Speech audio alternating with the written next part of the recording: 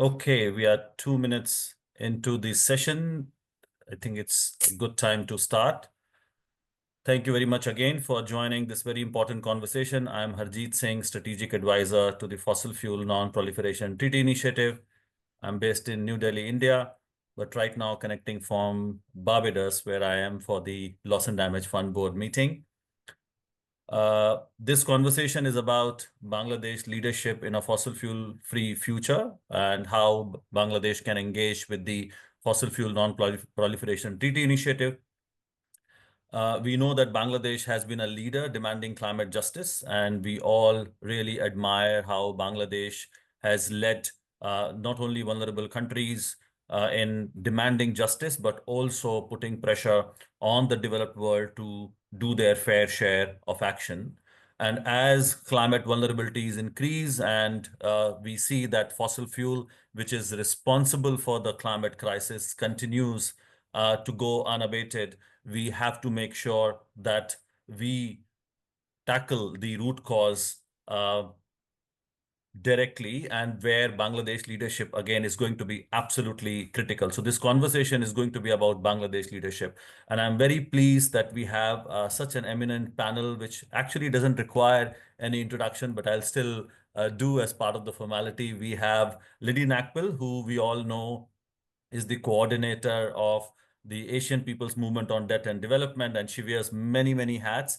And she has been a well-known, renowned climate activist and social justice activist. And we will start with her keynote address. And we also have other panelists. I'm sure many of you know.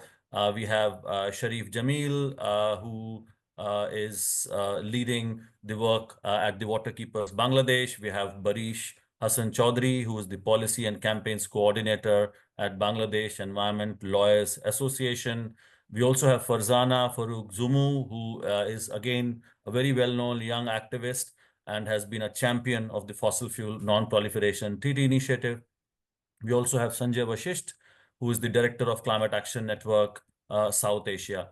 And we are also joined by Amanullah Parog and Abdul Kalam Azad from ActionAid, who will be our respondents and will also be sharing their engagement with the energy transition work and how Bangladesh involvement is going to be absolutely critical. So without much ado, I would like to invite Liddy, who is also with me in Barbados, and it's midnight here. And thank you, Liddy, after a very hectic day joining this session. Clearly shows your commitment to the cause, and I'm going to hand over to you to provide the keynote address. Over to you, Liddy. Thank you, Harjeet. Well, it's not such a huge effort yet because I'm still in Asia time. So you can see I'm quite wide awake. The real challenge is to be awake during daytime here in Barbados, and our many meetings start tomorrow. Our always reference point to how we are doing and what we must do in relation to climate change.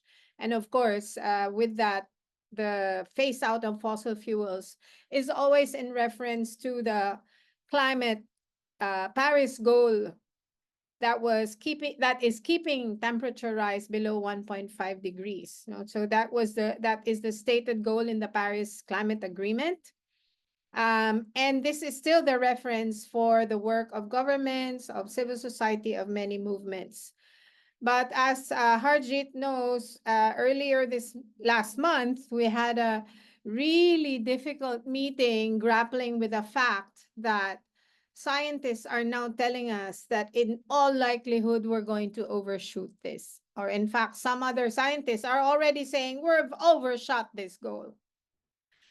To reinforce this message, I'd like to quote the World Meteorological Organization in its report last January 2025 that 2024 has been the hottest year on record, with average temperatures reaching 1.55 degrees centigrade above pre-industrial levels.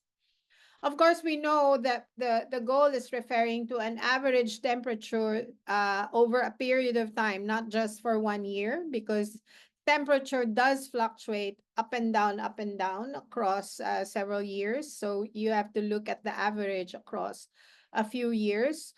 But saying that, knowing that we've actually been 1.55 degrees above pre-industrial levels in 2024 is actually is telling us that in all likelihood we're going to overshoot if we haven't overshot already.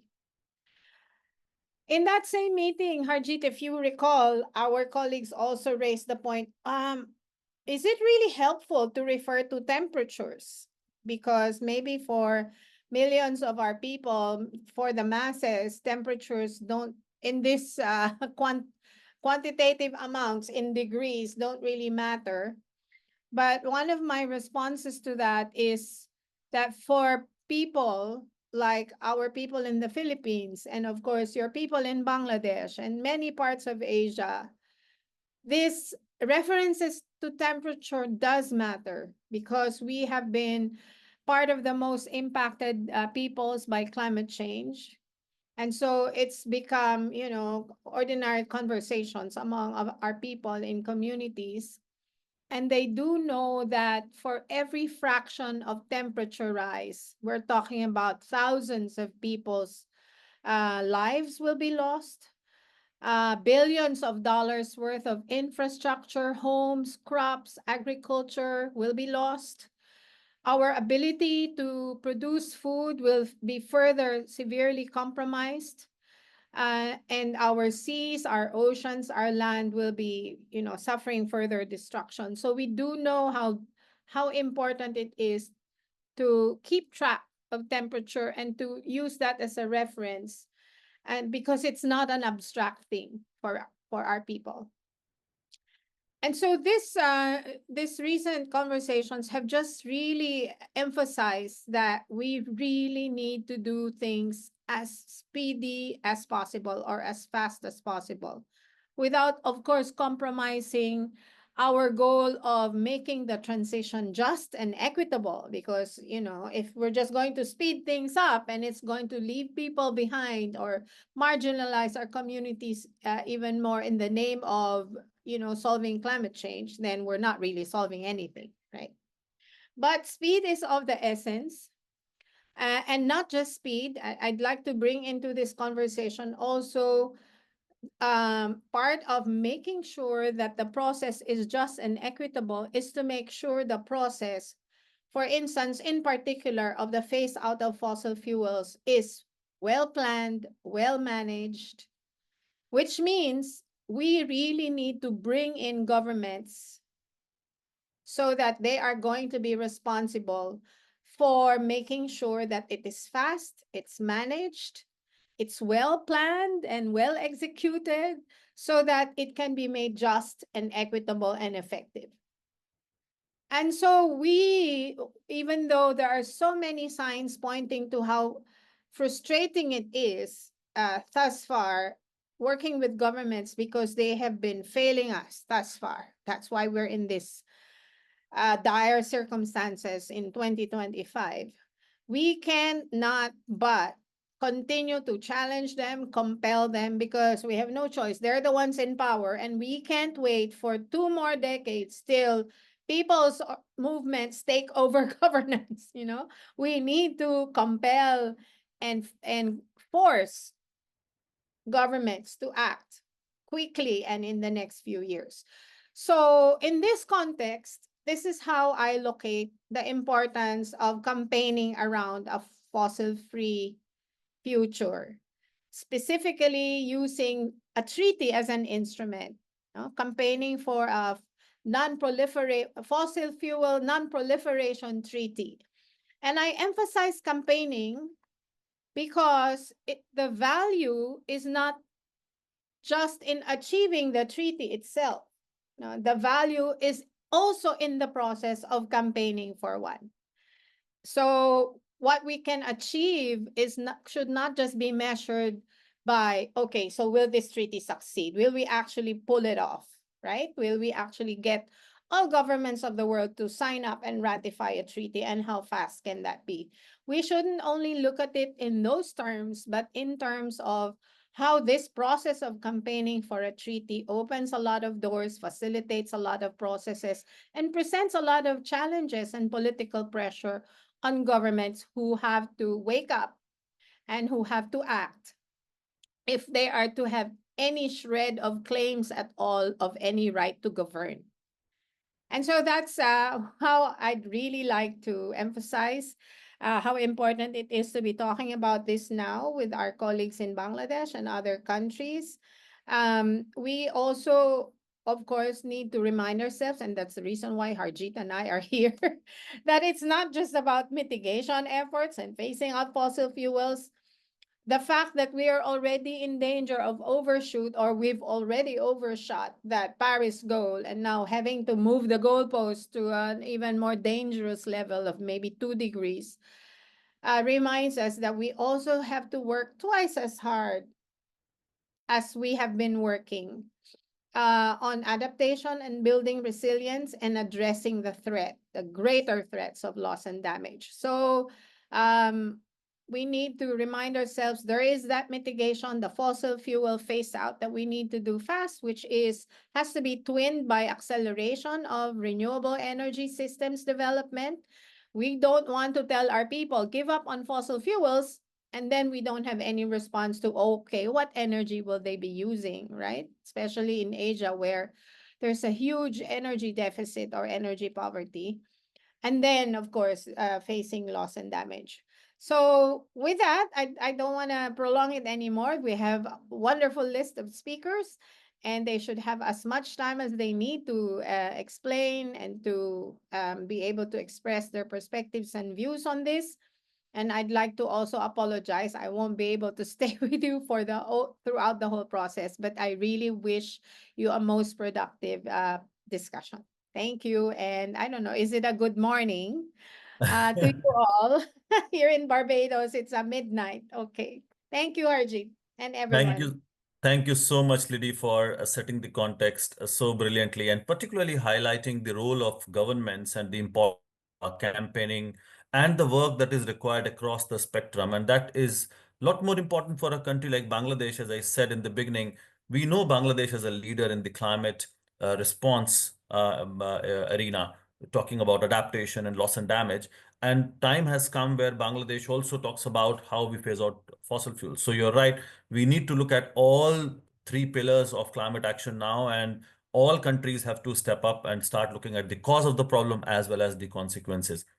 And thank you for also highlighting, and that's where we all work on the issues of justice and equity, and how, and that's a good segue for me now to give a very, very brief introduction about the treaty for people who don't know how treaty has equity and justice at the very core of our demand for that transition. So I'm going to share my screen so that I give a very quick overview before I invite our eminent panelists to really talk much more on the Bangladesh context. So this is to bring everybody to the same page. So, as you all know, fossil fuel non-proliferation treaty is a big, bold global policy demand so that we can help grow the movement and do the campaigning work, as Liddy was alluding to, and calling for a fossil fuel-free future. Now, why it is important, I'm sure we all know. And again, Liddy kept referring to how temperatures have been rising. We are already beyond 1.5 degrees Celsius. The reality is that fossil fuels that are responsible for the crisis are continuing to see support from many governments and corporations. And if you look at the analysis from UNEP Production Gap Report, it says that the current plans are going to take us way beyond a 2 degree pathway. And we are going to be actually going beyond 3 degree if we continue with business as usual. And that is what is deeply worrying for us. And our dependence on coal, oil, and gas continues. And we are actually blowing up the target and the carbon budget for keeping us below 1.5. Although the current uh, temperature rise that we have seen is still temporary, but somehow these indications are saying that it's going to get a permanent a breach of 1.5-degree target if we do not tackle the issue of fossil fuels. Yes, we all celebrate the renewable energy revolution, including in Bangladesh. In fact, Bangladesh did decentralized community access to renewable energy for more than 2 decades now. And we see now the pickup around the world, yet it is only feeding to the increased demand. And if you look at the graph over the last few decades, we are barely moving away from fossil fuels. So still majority of our energy system depends on fossil fuels, which is deeply worrying. Um, and if we talk about international cooperation, my other panelists are going to be dwelling on it, but it's important. It may not be very readable for you, but it just says that a lot of analysis has been done. And if you're interested, you can go to the webpage equityreview.org, which actually talks about how countries, depending on their historical responsibility and capacity, are required to move away from coal, oil, and gas in a manner which is just and equitable.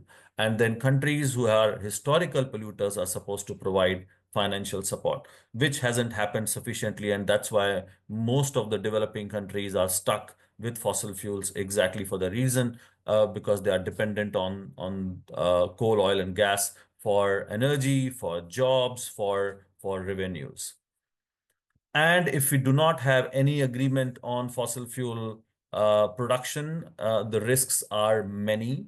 Not only it's going to make the transition harder, we are going to see standard assets and the kind of continued investments we see in fossil fuels. It's going to actually cause a financial turmoil, and it's also a massive risk to workers, whether we talk about the risk related to health or the kind of pollution we are causing.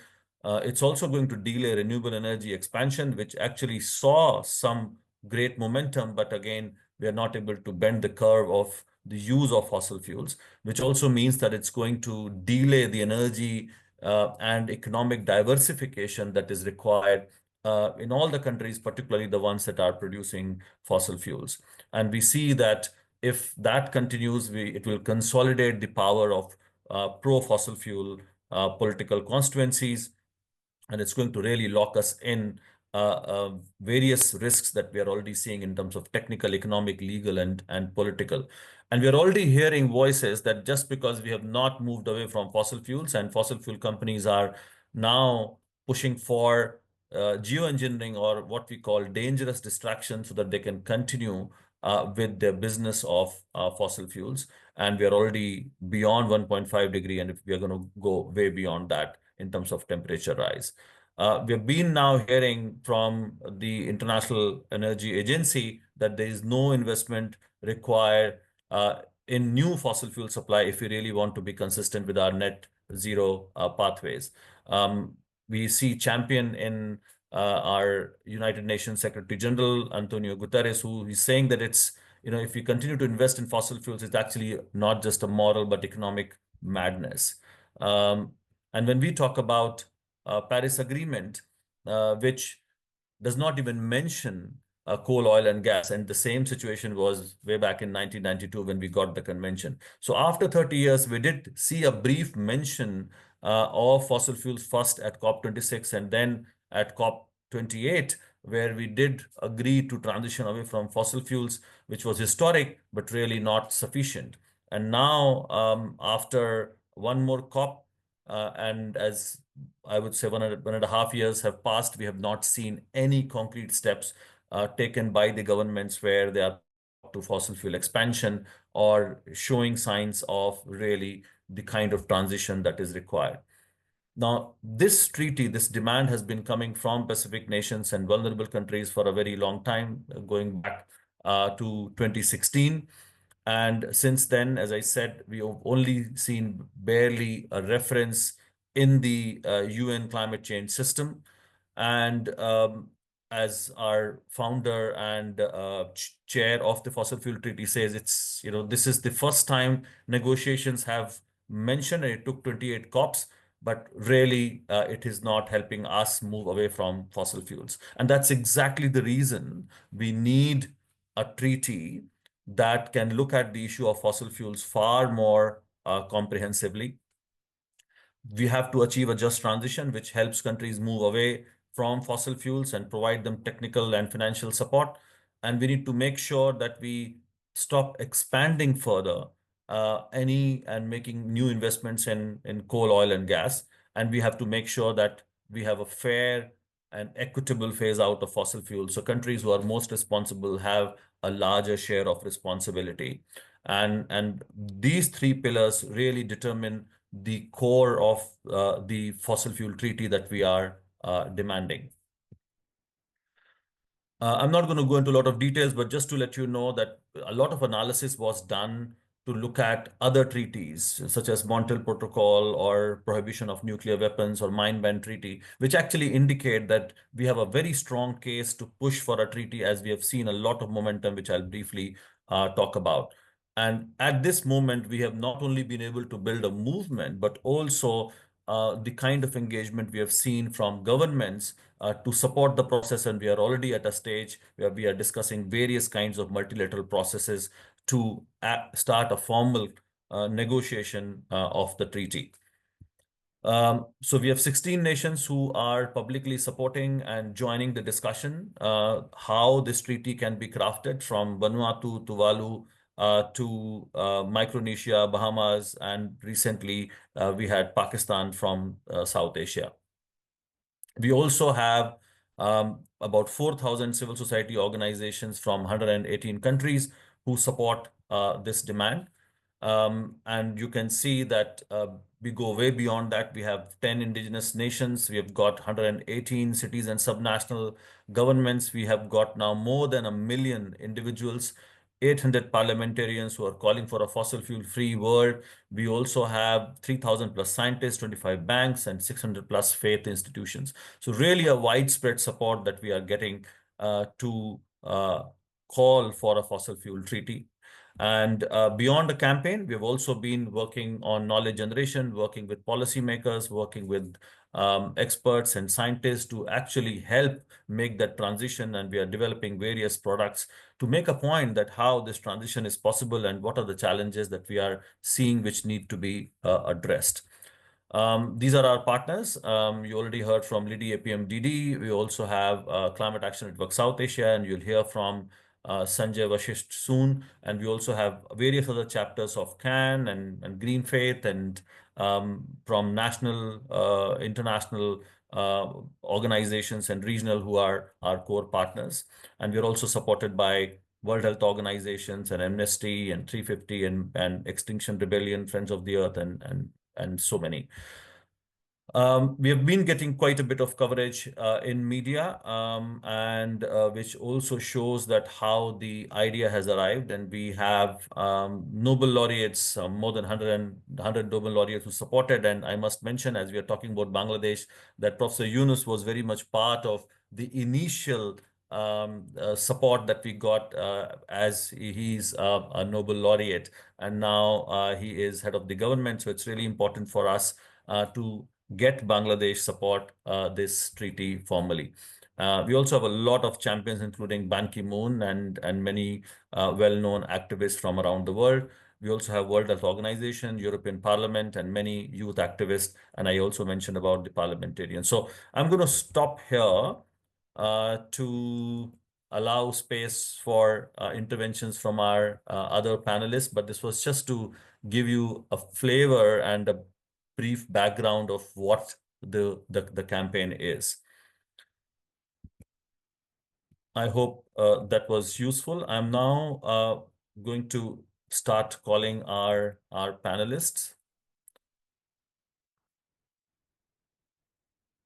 So first, I'm going to invite Sharif Jamil, who, as I mentioned, is from the Water Keepers movement. So Sharif Bhai, it will be great to hear from you about the importance of international cooperation and Bangladesh leadership in tackling the climate crisis, and why Bangladesh should engage with the fossil fuel treaty and come on board.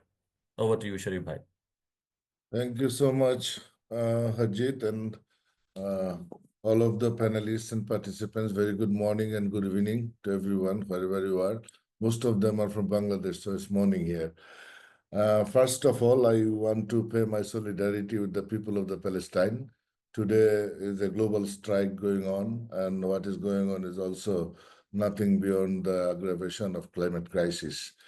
So without stopping war and this kind of atrocity, we cannot ensure equitable and just world. So it must be stopped. Um, that was very important, and we all stand beside the people of Palestine. In terms of climate crisis in Bangladesh, we all know climate crisis has multiple exposures. It's not limited to one or five or 10 issues. In every sector of life, in every issues of life has some relationship with the climate crisis. And Bangladesh is one of the most climate vulnerable nations in the world. So we are no exception to experience all those climate catastrophe. But more importantly, we are experiencing a lot of extreme weather patterns these days. It comes in many formats, not necessarily from cyclones and surges from the Indian Ocean towards the Bay of Bengal. It also the heat waves, it also the droughts, erosion, precipitation, and whatever you can say in terms of the outcome of climate catastrophe. But when we are thinking about extreme weather patterns, if you see, you know, the data already is there. Already the evidences are there that the cyclones and extreme weather patterns are coming more recurrent these days, and those are more intense than the previous days.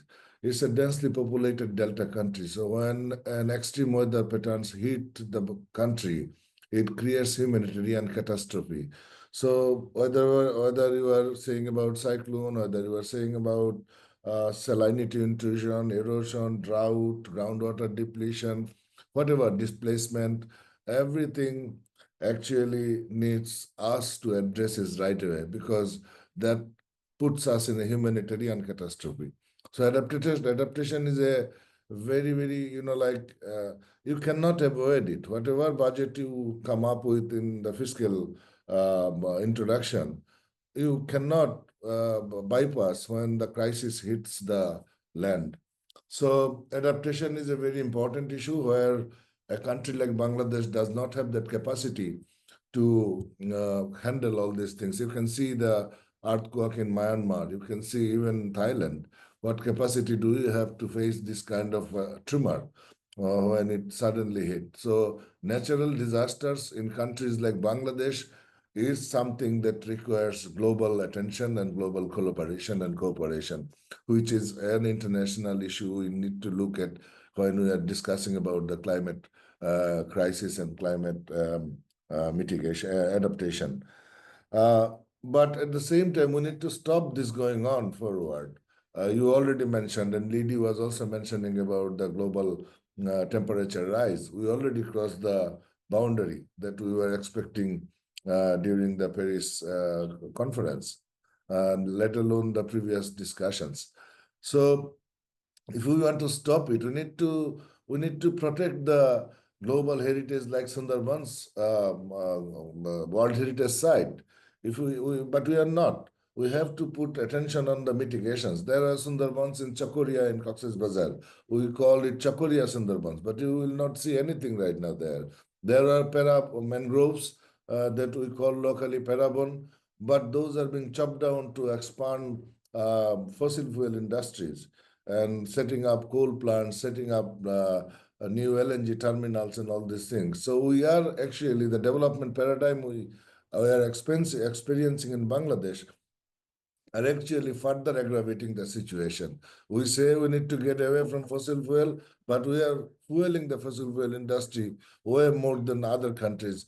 Recently, 2 days ago, there was a report came up that called boom and bust coal report, and if you see, Bangladesh is the fourth largest country in terms of fossil coal based expansion. So it is just moving towards the opposite direction as it was supposed to be.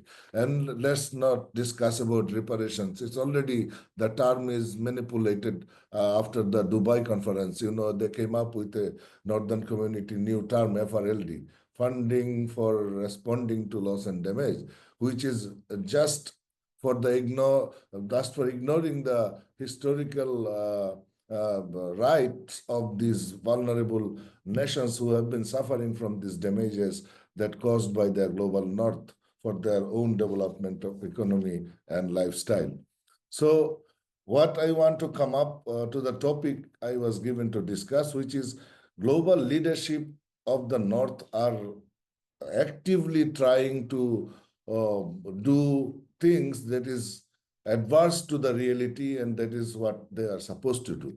They are intentionally, after the ignoring the principles of Paris Agreement. You rightly said Paris conference did not talk about fossil fuels, but but in Paris there are some principles set up by the global community. We expected that should be put forward in the next discussions, but we surprisingly so witnessed that those were intentionally, like coming up with new rhetorics like abated, unabated coal mines, net zero, FRLD, and all these terms are actually to undermine the needs of the global south and the majority population of the world who are under the verge of extinction right now due to the climate crisis. So, and eventually we saw in Baku with the security text and all this unprecedented way to adopt UN resolutions in Baku when we all were there. So now we clearly witness that the global leadership who are supposed to do the right thing are doing the wrong things intentionally. And to move them, I don't see any other way but to aware and engage the people who are at the verge of extinction. And that will be happening when they will have no other way. They're losing their livelihood. The fisher folks are losing their livelihood in our country because of the coal plants coming up, because of the LNG terminals are coming up in the estuaries. The salt farmers are losing their salt bed because all the dirty industrialization actually took over all those farmers' land. So when people have no other way, they will come up, and of course, to establish and uplift their rights. We need leadership. We need leadership, not necessarily only in the global arena. We need leadership at the community level also, and we need to translate the crisis on the ground into policy languages. And we also need to interpret the policy language in terms of the implication on the ground. As we can bridge between the global policy actors and policy makers or the civil society who are acting at the global level with the people who are fighting at the grassroots level with their issues. And treaty can play a very instrumental role there because it's discussing about changing the policy, but it's also prevailing the rights of the people who are actually the sufferer at the ground level.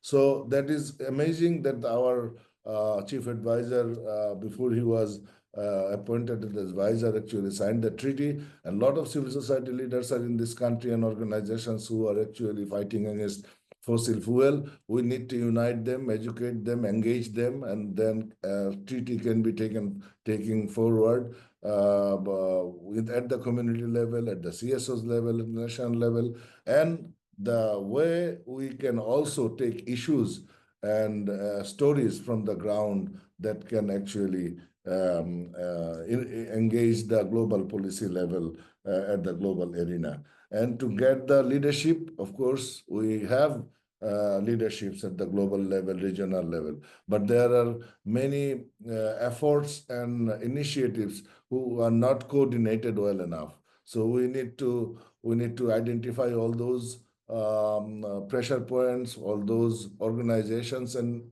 individuals, and we need to develop stronger movement in terms of joint collaboration to fight against fossil fuel financing, to fight against fossil fuel expansion, to grow renewable energy, to educate people about their right, and to unite them and to compel our governments to act rightly for the protection of the whole world.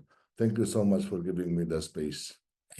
Thank you so much, Sharif Bhai, and thank you for also highlighting. So it's not just the global North governments who are, of course, historically responsible for the crisis, but we are seeing fossil fuel expansion in developing countries, and that actually is a very good segue for me to go to Farzana to talk a little bit about from the intergenerational rights context. So the investment on fossil fuel that's happening now is going to cause havoc in the near future. We'll rather add fuel to the fire. And Bangladesh, like many other developing countries, are stuck with the same model of development. And we are seeing more fossil fuel production happening all around. Of course, that's directly connected with lack of international cooperation and support coming from the global north. But when you look at fossil fuel expansion in developing countries, how do you respond to that, Farzana, from the perspective of role of youth and intergenerational rights and justice? And how do you look at that in terms of urgency to phase out fossil fuels, especially for a country like Bangladesh, which is facing grave climate impacts? Over to you. Thank you so much, Harjit. I will also like to start showing solidarity with the students right now in the street, acting and asking for action for Palestine. Those are the students who also brought the reform in Bangladesh. So, for context, Bangladesh is going through a critical transition period with reform initiatives. And this reform initiative, uh, like among many, one of the main reform initiative is being working on energy sector. And as a climate activist who has been supporting the treaty since 2021, I'm seeing that this reform will bring Bangladesh to endorsement for this treaty and through the student-led movement. Also, a bit of more context on Bangladesh's fossil fuel industry and why it is still here. It's also somehow intertwined with decade of corruption in Bangladesh. The corruption in Bangladesh and in fossil fuel industries coming with like lobbying to monopolize the energy sector through unnecessary power plant construction, contract extension, inflated service charge on fuel imports, expensive capacity payment. And if I give an example, recently Bangladesh had to send back coal shipment because it was all mixed with a lot of sand. And I know we are trying to phase out from coal, but still, if you see a shipment of coal with sand, it's just more capacity loss. And we have been doing this for years in the name of fossil fuel and in the name of lobbies trying to come to our country and selling us those products. And our Bangladesh Power Development Board actually has this policy where a privately owned fossil fuel based company can buy, we have to buy electricity from them with that inflated price. And that's where all this began. And students could see that this is not just about energy sector. This is not just about quota reform. This is about justice. And from the justice aspect, student came forward, student said that, okay, we will not take all this like corruption, which is impacting our own life, impacting the way we will live. And climate movement has been a support for all this anti-corruption movement for so long, and how it is so beautiful that all this movement has been supporting one another. Feminist movement has supported climate movement has supported anti-discrimination and anti-corruption movement, and what actually bring us to where we are today. So when we talk about energy sector reform, we see as youth that this is part of our right, that we will get a free and healthy life. And in where we sit in Dhaka, we all know that how air pollution is hurting us. The student, like the people who already has established themselves might go in a car, but the student who still have to like try to independent themselves, try to get a better job, has to use the public transport. And if the public transport is always lobbied by fossil fuel industry, the mobility is stuck in their hand, we are the first sufferer. So that's like where students come forward, and not only students, the young people who has been actively mobilizing since 2020 to stop Matabari coal power plant, to stop all these 10 coal power plant which was supposed to be built, not only nationally but also internationally, to ask Standard Chartered Bank to stop funding fossil fuel in Bangladesh. So things like that has been happening, and things like this has been happening with the support of all those organizations who before us actually showed how to work on this. This is where the intersectionality and intergenerational movement comes in. And now that we are in a stage of getting new political parties who are youth-led, we are trying to bring more negotiators, trying to bring more young academia to this conversation for a justice-based, equitable, just transition-based treaty. That's why we ask for a fossil fuel non-proliferation treaty. Parag is also here in this call. As a youth, he will also echo the same thing, that what we right now need is support to make a treaty a reality. And for that, youth has been pushing for so long. And from the previous success, we know that we will succeed um, in a mass resistance and a protest against injustice.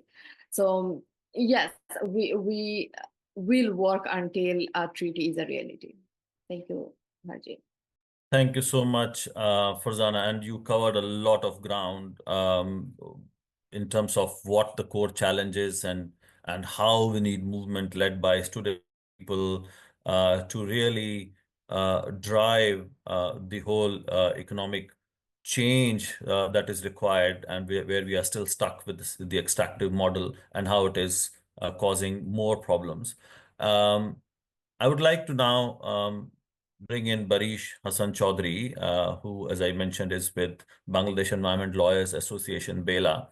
Barish, Farzana actually talked about the political economy, and you have done so much of work in the field of renewable energy and also resisting the expansion of fossil fuels.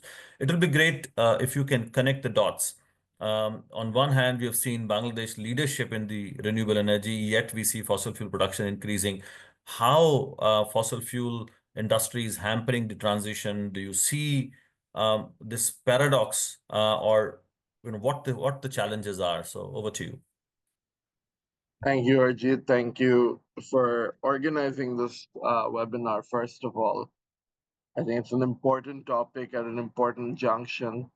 Echoing my previous speakers, I also want to just acknowledge the atrocities happening in Palestine, in Gaza. And I think also just acknowledge that these are not, disconnected from the fight that we are talking about. I mean, in the wider Middle East, a lot of conflicts have happened due to these fossil fuels and the greed around fossil fuels. So I think we should acknowledge that as well. Um, just to start, I think if I could maybe take a step back from your question before we get into the renewables, I wanted to touch on something Liddy had mentioned in her keynote, which is about the fact that we may have already breached 1.5 degrees. And I think it's worth noting that this happened less than 10 years of the Paris Agreement. The main thing that I think we were relying on the Paris Agreement for, the main hope that the Paris Agreement represented, we've already failed in 9 years as a collective species.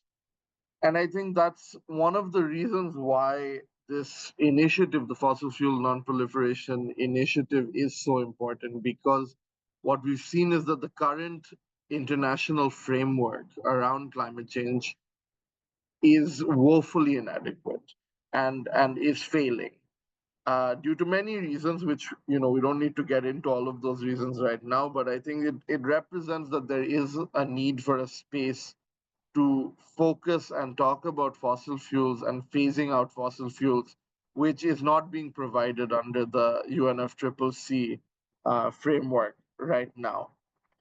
Each degree of warming from here on in, from 1.5, even 1.51, 1.52, will have catastrophic impacts. And especially for a country like Bangladesh, which, um, as of in a survey by German Watch, was listed as the 7th most vulnerable country in the world to climate change. Farzana already mentioned that Bangladesh right now is in a transitional period. We last year had this people's uprising that overthrew the government that had been in power for more than 15 years.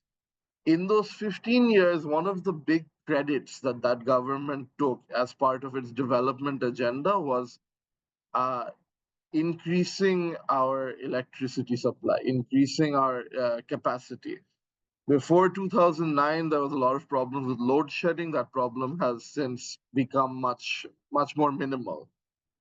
But the way they did this was through a policy that they called the Quick Enhancement of the Electricity Sector Act, which we in Bangladesh have colloquially called the Quick Rentals Act.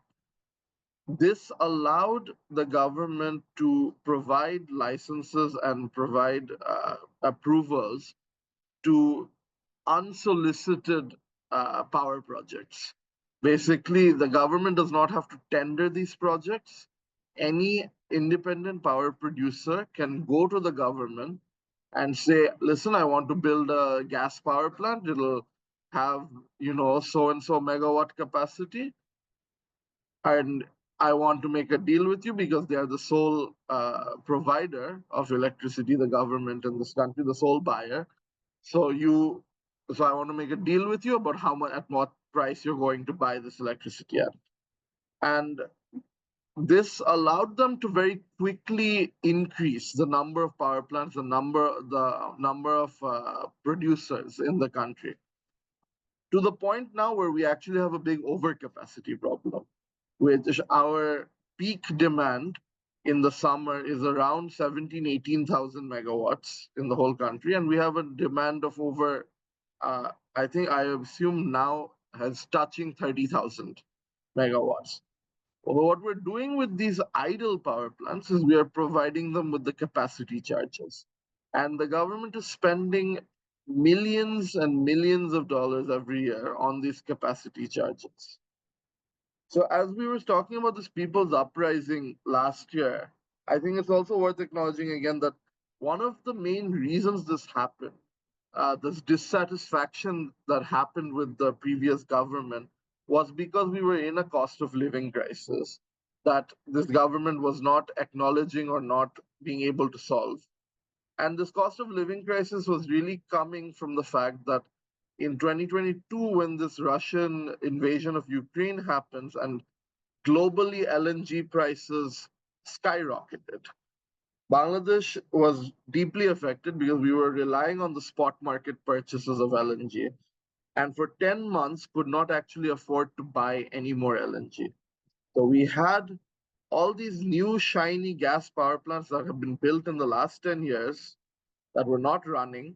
We don't have fuel to pay. We can't afford fuel, and we can't. And instead of being able to run them, we're now having to pay them capacity charges to sit idle. So this is very briefly the system that had been created around energy production in Bangladesh.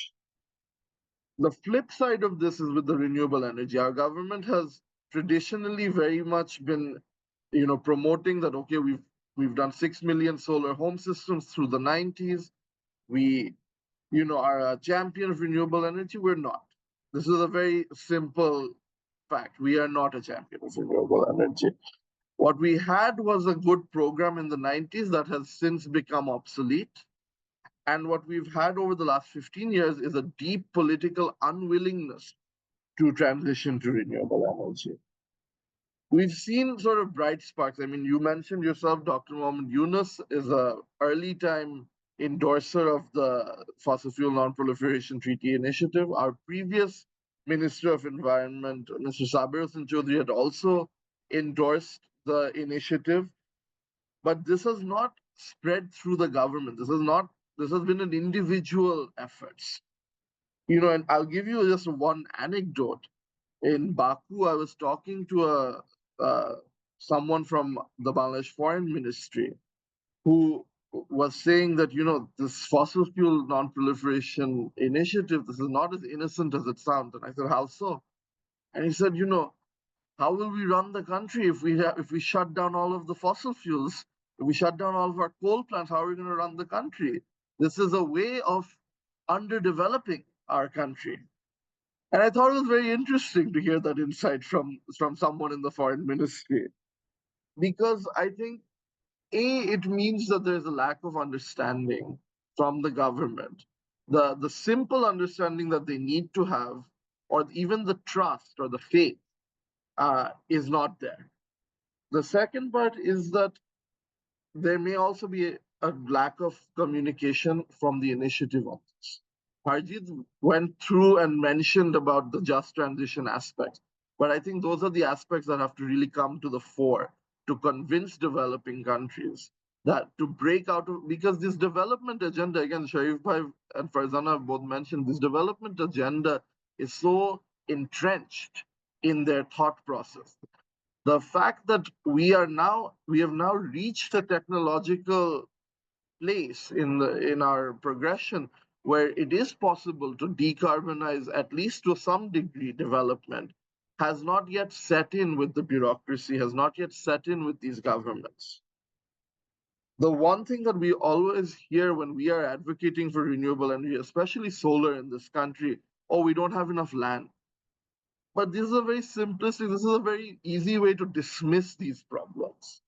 It's not that we don't have enough land. We may not have enough contiguous land. As in Bangladesh, we have a densely populated country. This makes sense as a problem. But solar and such technologies, one of the biggest benefits is how decentralized it can be. And this requires a paradigm shift from the government to understand that there is a new way of doing things. There is a different way we can do things. It is possible to decarbonize. This current government has so far shown inclination to try and improve the situation of renewable energy, but it has run into many barriers, and these barriers are systemic barriers that have been left in place. They are currently drafting a new renewable energy policy, which Bela has done a lot of work on, along with its partners, to provide a lot of feedback, because we were very dissatisfied with these policies. We're dissatisfied at the lack of ambition. We're dissatisfied at the lack of action that the government is taking to improve. One of the good news, though, that has come out, they are actively courting Chinese solar producers to come and set up production facilities in Bangladesh as a way of getting past some of these systemic barriers. So we're hoping that that will take off. And on my last point, just to maybe go back again to Arjit's question about how the fossil fuel industry prevents us from moving forward. Our current energy sector is being defined by several what were called power sector master plans, and the most recent one was called the Integrated Energy and Power Master Plan. All of the since 2010, I believe, this has been done by JICA from Japan.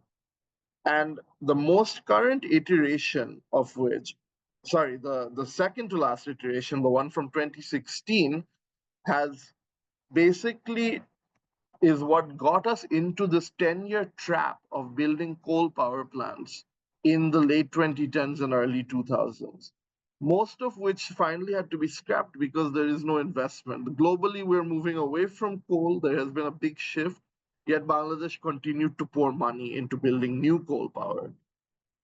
So the most recent iteration, again by JICA, has created a plan that goes up to about 2050 and has decided that, you know, the last few ones, instead of admitting that we were wrong, instead of admitting that we should re-strategize our focus towards renewables, has doubled down on what is, you know, called by our people the false solutions agenda.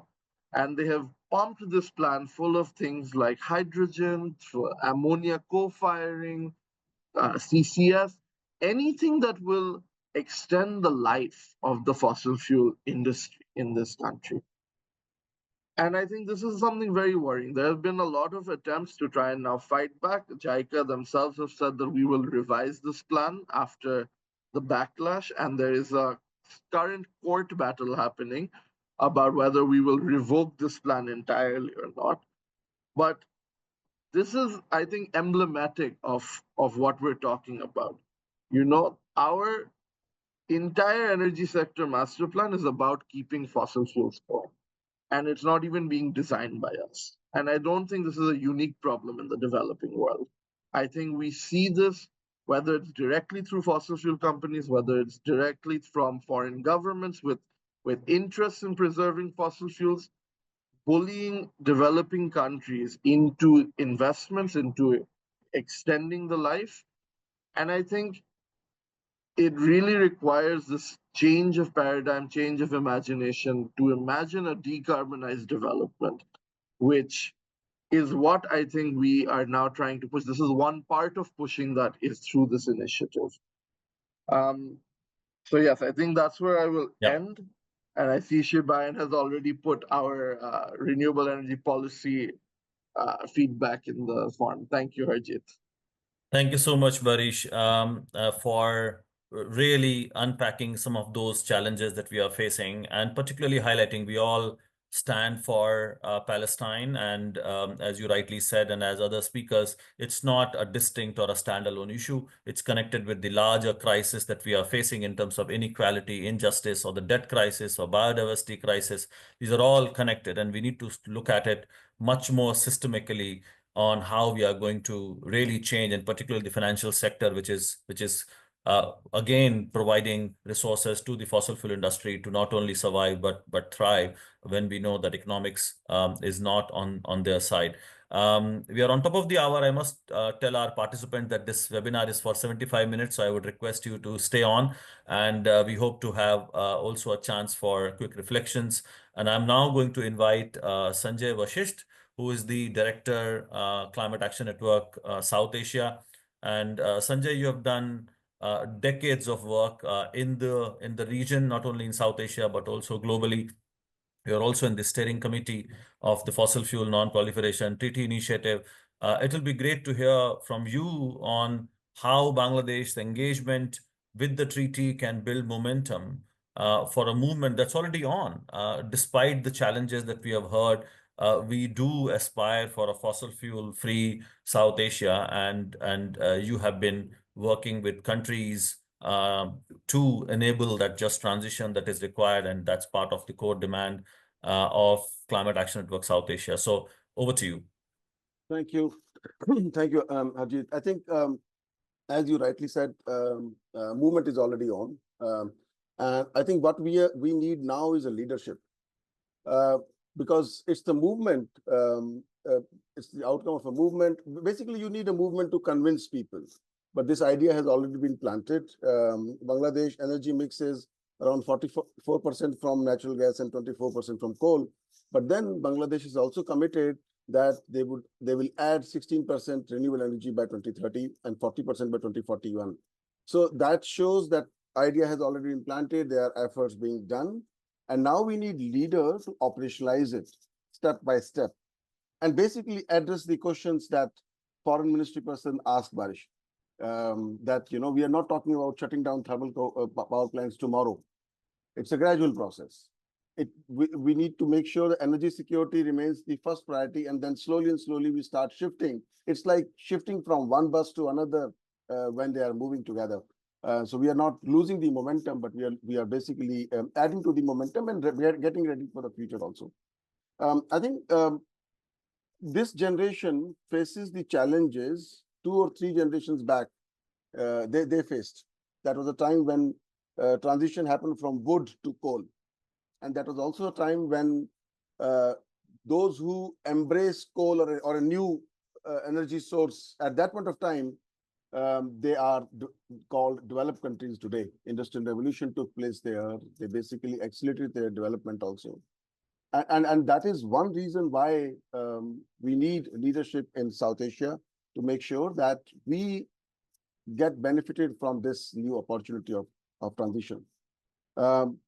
And then energy transition, as we said, it need not to be energy transition, it need to be just energy transition also. And political commitment can translate this this commitment into action, and that is important. And remember, with the fossil fuel phase out in a gradual manner, this will also accelerate us to achieve our sustainable development goals targets also. No poverty. I mean, it will create new opportunities also. So certainly that need to be done. I'll be very brief. I just want to add, there is a momentum is being reflected by commitments, through commitments. And Harjit, you showed in your slides, member of parliaments have endorsed it in South Asia. Individuals have endorsed, civil society, towns like Dhulikhel in Nepal, or cities like Kolkata in India, country like Pakistan has endorsed it. So there is a momentum. And there is a curiosity to understand what this is about. So certainly, please do not look at fossil fuel treaty with doubt. It has certainly a very good intention in it. I will close with one, because I know time only 11 minutes left. I'll just remind everyone, it's a phrase I strongly believe in it.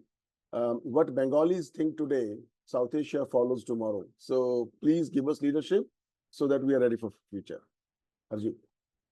Thank you so much, Sanjay, for those inspiring words, and you are absolutely right. We do look forward to the leadership from Bangladesh, and I can see in chat support coming from folks from what you said.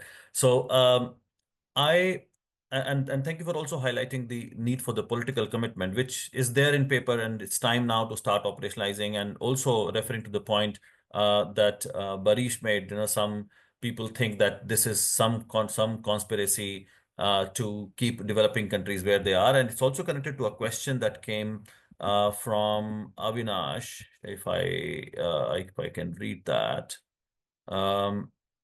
Yes.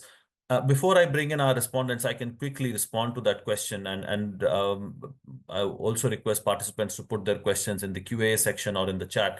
The question is that how come most of the endorsing countries are from the global south, and shouldn't the initiative get more support from and commitments from the global north, especially G7, G20 countries? You're absolutely right in terms of your observation. And I must tell you that this is more intentional. We want to make sure that it's global south that is leading. Unlike many other international treaties where you saw global north actually starting the process and are able to define and determine how that global agreement or a treaty is going to be shaped. And we have seen that unless developing countries are prepared and engage with it, majority of international agreements actually end up in the favor of the developed world. And that's why it's important that developing country leadership should be there from the beginning. And we are already working with many developed countries. In fact, if you look at the list of cities and subnationals, they're mostly from the global north. We know that getting national governments from the global north is going to be challenging, but we are also making sure that we solidify the leadership of the global south before we get global north countries so that they don't put undue influence on the process. So it is partly part of design that we want to make sure that developing countries are leading, and we have seen natural leadership emerging from the Pacific. And now many countries who have joined the group are actually showing how they would like to engage and lead the process. At the same time, we are going to get developed countries also engaged, not only because of their historical responsibility, but also they have to provide finance and technology. Sanjay, I see your hand. Feel free to comment. Very quickly, Ajit, one more aspect. I think one of the reasons why developing countries need to accelerate it and adopt this idea and move on is not to ensure that we do not make bad investments. Developed countries have already invested, and their thermal power plant or fossil fuel power plants are nearing their phase out time economically. If we make investments today, the investments will lock in for 60, 70 years.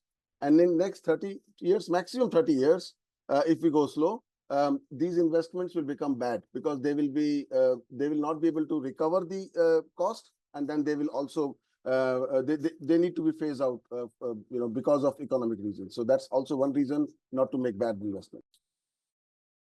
Absolutely, Sanjay. I think the issue of stranded assets is really looming, and we know that they are going to turn into bad investments. I'm now going to bring Abul Kamal Azad, who is lead Just Transition for Action at Bangladesh, to respond to what you have heard so far and your perspective on what Bangladesh needs to be doing. Azad Bhai, please, over to you. Thank you, Harjit. Thank you for inviting me for this important webinar. This is first time I'm interacting directly with non-proliferation treaty. However, thanks Lady and thanks to colleague from Bangladesh, Sharif Jamil, Barish Hassan, Chumu. They already explained about Bangladesh energy context, climate issues, things related to energy transition and fossil phase out. Theories and scientific evidence is there, and I think climate impact is now visible globally, and Bangladesh, of course. So that now time to act. We have to act. Real action to be happen at the ground, at the context of the community, context of the country. So in this perspective, Bangladesh energy transition is right now stand on very primary stage. Our total renewable energy contribution is less than 3%. And our energy sector policy mainly driven by neo-colonial model. That is the policy developed by the global north, like Japan, like European countries, and there is the major issues. So policies are not people-driven. Policies are not local expert-driven. So those policies actually developed our sector. The billions of dollars we have spent for energy security. But at the end of the day, we found that the sector is not secure.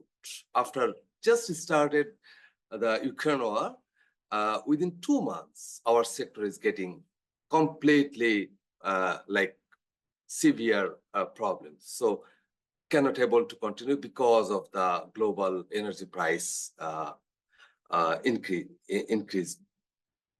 So that this is proved the fossil fuel cannot able to secure our energy supply for the people, for the economy, for the country. And particularly, we don't have enough fossil stock. We don't have enough resources, fossil resources, but we have huge renewable resources. We can develop 50 gigawatt to 300 gigawatt energy from solar and wind. But our policy doesn't support those resources since we are largely investing to the sector for energy security and economic development. So that I think now time to act, and action from Action Aid perspective, from the civil society perspective, we are trying to advocating with the government. Action Aid presence in Matabari affected community, Rampal, Pairas, and other fossil fuel industrial areas. And recently, Action Aid initiated a network called Just Energy Transition Network. The network launched in September 26th, and now the member around 130 civil society organization already member of the JetNet BD, and 25 energy experts as advisory panel in the network.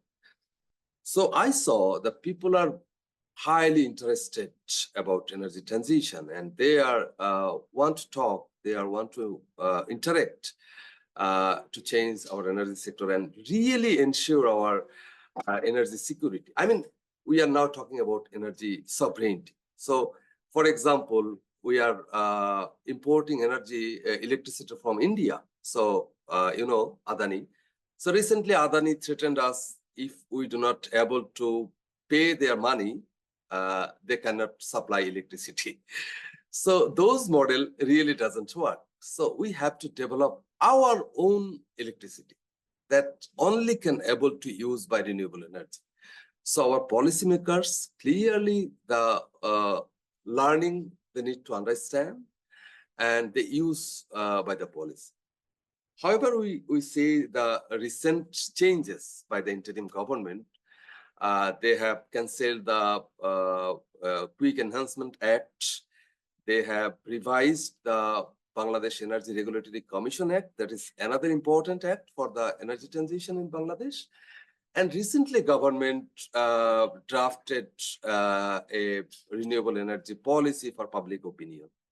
So JetNet BD also submit their opinion to the policy. But that policy is not really very good policy that really can change our energy sector. And the great missing is, you know, the global development model we are following without any question. But we have to develop our model considering our local context by innovation, by investment, by mobilizing resources, by engaging people and local experts. However, so it's time to act. I think the platform you develop working globally, it's an important platform for policy advocacy, for changing our sector. So I'm fully agreed the narrative Harjit already presented, already mentioned by Sharif Jamil, Chumu, and Barish Hassan. So you are together here in Bangladesh. I think we can separate meeting, hopefully as soon as possible, and we can discuss what can we do as next step for engagement or part of this initiative. Action Aid Bangladesh with JetNet BD and Bangladesh University of Engineering and Technology collaboratively organizing renewable energy fest on April 22 and 24. So Chumu is one of the advisor of JetNet BD, and she is coordinating the youth part in the during the energy fest. So I think we can talk also there about our work on this issue. I think I see very good potentials. Thank you, Harjit, and all. Thank you, Azad Bhai, and thank you particularly for putting emphasis on your work that you're doing as part of Just Transition, and also on the operationalization. As Sanjay also mentioned, it's now time for implementation and making things real on ground. I'm going to now bring in Parag, our last speaker, and good to have youth actually sending a powerful message to all of us and to the governments on what's actually needed. Parag is coordinator for youth for NDCs Bangladesh. Parag, over to you to highlight what's needed now from the youth perspective. Over to you. Thank you, Harjeet. And first of all, thanks a bunch for organizing this. I think this is a very right time, to be talking about this. Just a couple of quick reflections on my previous speakers. I think they're absolutely right. Starting with Sharif Bhai, it's very true that how we still push for coal, even though we pretend that we are very clean. And Barish Bhai mentioned an excellent point. The world constantly keeps saying that we're championing renewable energy. We constantly keep saying we're championing renewable energy. We're actually not. Just 3 days ago, this news came. I think Sharif Bhai also mentioned that we are the 4th largest coal power capacity expansion country. And we deep inside take pride in that. The issue with our country, even now, is that we don't see coal, we don't see gas as something harmful. Gas is presented like God's miracle in the country. So these are the worst part is these narratives come from the governments, and these narratives come from the people who are in power. They aren't. So these are the narratives we need to change at the moment. And I think this is a very good time, to start changing that narrative, that we, at this moment, we have a government that's more friendly than the previous one. We have people in places who are very pro-climate. For example, almost all of our advisors in the interim government at the moment are very pro-climate justice. And I think another very good opportunity for us is that the election is coming up. And so this is the right time, to start holding the candidates accountable. We'll have 300 new MPs, let's say, within the next 8-9 months. Let's start holding them accountable. Let's start seeing their mandates, and let's start pushing for the treaty in their mandates, in their election manifestos. And another very positive note that I feel like is, it's not very positive. I think we are delayed, but this is positive for us that we haven't yet submitted our NDC 3.0. And NDCs, I think, can be an excellent entry point for the treaty to actually enter the country and actually start making the changes that we need to see. Because once the government has it in writing, it's gonna be very difficult for even for an elected government to change that. So again, very rightly timed. Yeah, I can see that the window of time is very short, even with the elections, even with the NDC submission. But with the people present here and with the entire team that's on the call and with the people present in the meeting that we had in Dhulikhel, I think it's going to be a very good push if we actually start moving, and if we actually start bringing in those people who have the power and who have the moral interest. That's another thing that we haven't had so far, that moral goodwill or the political goodwill. But now we have those people. So I think it's a very good time to bring them in, to get them engaged in the discussions and to actually push them to bring the treaty in Bangladesh's government. So yeah, I think thank you again for organizing this. Very timely. Thank you. Thank you so much, Parag. Despite all the challenges, I really appreciate and admire your optimism that we can still build the movement, and so nice to hear this from youth whose energy and leadership is absolutely needed. So we have 3 questions in the Q&A section. So I'm going to invite our panelists to start responding to those questions. Would like to check who would like to come in. Sharif Bhai, would you like to take up a question? And then Barish, I see a question on. And I see Sanjay also typing an answer, but go ahead, Sharif Bhai, and then I would invite others to also come in. Farzana, Barish. Go ahead, Sharif Bhai. Do you want to pick up a question on? Yeah, on the chat box, you mean? Yeah, in the Q&A section. Oh, okay. If you want, I can read it for you. That will be nice because Okay, so there are 3 questions. Let me first take which are very specific to Bangladesh. There's a question: how can we encourage individuals to use renewable energy in 100% electrified Bangladesh? That's question 1. 2, to hear the emphasis on renewable energy in this discussion. Was wondering what's the status of Bangladesh grid infrastructure in supporting renewables. asking this because that could help us understand how many years it might take for making the transition from fossil fuels to renewable energy. So, Okay, let me address two of the questions. One is, how can you encourage individuals to grow renewable energy from the individual's level? I mean, this is one thing we can aware and engage people, but more importantly, we have to think it from the policy level, whether the people are getting benefited out of expansion of the renewable energy system at their home and place. If you see the example, Bangladesh was the fastest growing country in terms of homestead renewable energy, and particularly solar, but it's been stopped because when the rural people, when the people in the Haor and hills installed the solar system in their small cottages, taking money from the microcredit organizations or installment, they were paying it back. But at the middle of their payment, the grid connectivity and the infrastructure from PDB and government connection level went to the doorstep. So it is conflicting. The policy should actually facilitate them. If you see the Dhaka city, it's all box, box, box. There is no trees. A lot of houses are there, but the rooftops are not utilized as a solar boom.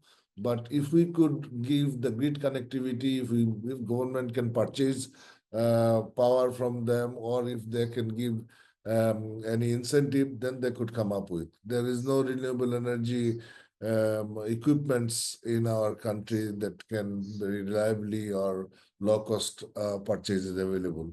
So these things we need to think about from the policy perspectives, and government can take lead about it.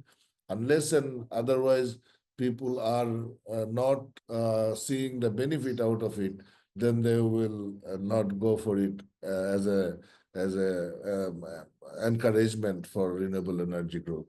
Another one question was about grid infrastructure. We don't have smart grid yet, but government already started discussion with various global institutions how we can develop our smart grid systems. But so far I know from the experts, grid management is not necessarily a thing to be digitalized. There is an efficient way to manage it manually as well. So where you will set up what kind of electricity production plant, it depends on your development plan, where it's needed. I mean, as for example, for a village hut, you can customize electricity from renewable sources to power that hut or bazaar itself. If you think about island, if you think about chor, if you think about an industrial area, then you have to design your electricity production plan depending on the demand. So our demand is a fictitious demand. We never saw a practically assessment happen for the demand calculation we have by far. The Integrated Energy and Power Master Plan, which is actually also GDP-centric demand calculation, which we all know does not have any relationship with the practical demand and situation. So first of all, we need proper assessment of demand. Then we have to distribute the electricity production plants depending on the demand. And then we need to think about what existing capacity we have and how we can phase out to 100% renewable energy system and draw a really roadmap, an achievable roadmap through the plans and projects. thank you so much, Sharif Bhai, and I'll get Farzana next. And Barish Bhai, if you would also like to come in, please switch on your video and we can also get you to the panel so that you can also respond to questions. And we'll try and wind up in 5 minutes. And I'm really, really encouraged to see such active participation. And we are touching 1.5 hours. Of course, we can continue, keep going, but time is limited. Over to you, Farzana. Thank you. So just to add on Sharif Bhai around Bangladesh being 100% electrified, that's true. Bangladesh is currently 100% electrified, but at what cost is also important. So it is at the cost of our pure air, it is at the cost of our health, it is at the cost of our coal dependency, it is at the cost of our national sovereignty. So if we add all this cost in the cost of the current electricity, the cost is way higher. And when the cost is way higher for anything, we will switch to renewable energy, which is decentralized, which is less costly right now, which will have our own sovereignty, especially in this current political situation. So that's how we actually say that even though there is conversation which sometimes is not a reliable source, that there is 100% electricity, still there is scope to switch. Thank you. Thank you, Farzana. And I see a comment from Barish. 100% electrification is not synonymous with reliable energy. We have seen a similar situation in India where even one electric bulb or a fan can be seen as 100% electrification. So the definitions also matter. Barish, would you like to come in? And Sanjay, if you would like to make an overall comment. I'm inviting first people who can respond to Bangladesh specific comments. Yeah, sure. Just I wrote out an answer on the grid thing, but I'll just maybe say it out loud as well. Is that, you know, while it's very important to modernize and move towards the smart grid, we're very much in the early stages of this. I don't think it's a sort of immediate concern right now. Our net metering guidelines only were finalized in the last 2 years. Our solar capacity is, you know, about 3% of our total fuel mix energy blend right now. And the current grid, it's estimated, can sort of hold the intermittency of about 10% of solar. So we are a long way off before we really need to change that. I think the other thing is that we should be looking into decentralizing. This is one of the big benefits of solar, is that can be deployed in a distributed way. So especially not in the chore lands and the Howard lands and these you know, sandbars and islands that come up in the river, in the delta, you know, setting up mini grids may be a better alternative than trying to expand the grid. I think the other thing that I just wanted to touch on was about, you know, equity and with the first world. You know, I think this is something that we have been fighting for, obviously, in the climate space as well. And it is very important to make sure we're holding our, you know, narrative on reparations, that our critical analysis is really driven by that. And our historic responsibility being the other point there. I think when it comes to fossil fuels, I think it is, you know, such a dirty industry, not just in terms of climate, but in terms of the wider political economy of fossil fuels. And it is really driven through capital, through centers of capital. And I think bringing that to light is something very important in terms of understanding how developing countries are and continue to be exploited by the fossil fuel industry.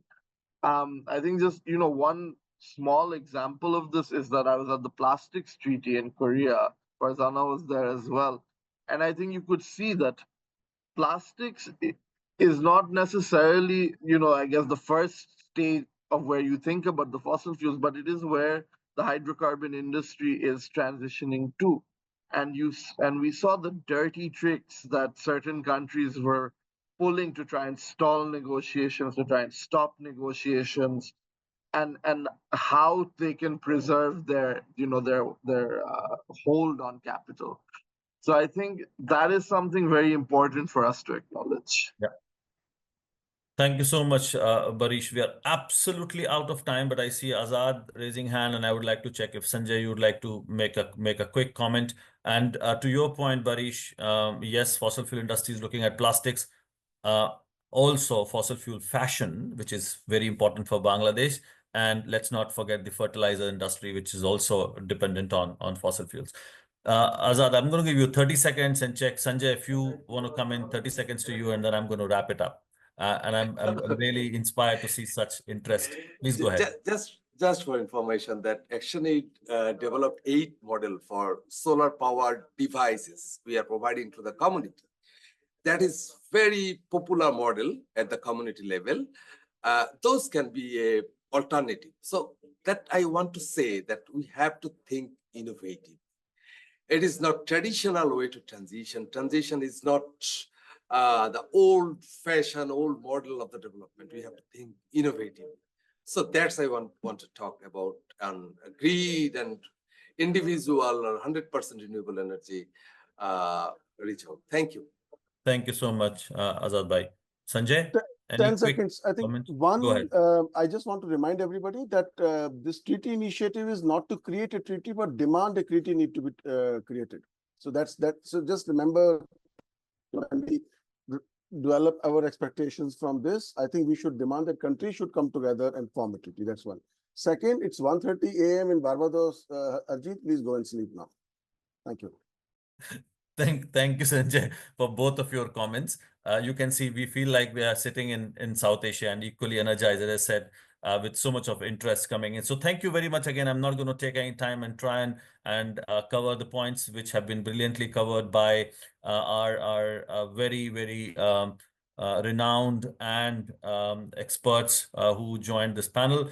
So I'm just going to, we need to look at this as an intertwined crisis, as almost all panelists really highlighted. These are intertwined crises, but have a common cause, which is the financial system, which is how the fossil fuel industry operates. And what we need is political leadership, and that's why this treaty is important. As Sanjay said, they have to come together. We are not producing a draft, us as civil society. We are just advocating and campaigning for them to come together and then create a treaty which is based on justice and equity. Many of the comments came, how we ensure a just transition. It's through an international agreement that is solidly based on justice and equity. And that's what we need for that countries like Bangladesh and other South Asian countries and all global South countries do not follow the same extractive model that global North did to bring so many crises that we are facing together. Thank you very much again, and we'll keep the conversation going. And we would need your support to put pressure on the government and the system itself so that we can move away from fossil fuels and move towards 100% renewable energy, which is providing us clean, safe, and healthy environment. Thank you, everybody. And I would like to thank Shibayan and Zoe for making this happen. Shibayan, for your relentless efforts to bring everybody together. And Zoe, it's also midnight for her. You keep saying Zoe is also in the US, and look at how she's supporting this webinar to make it reality. Thank you so much, Zoe and Shibayan, for all your efforts.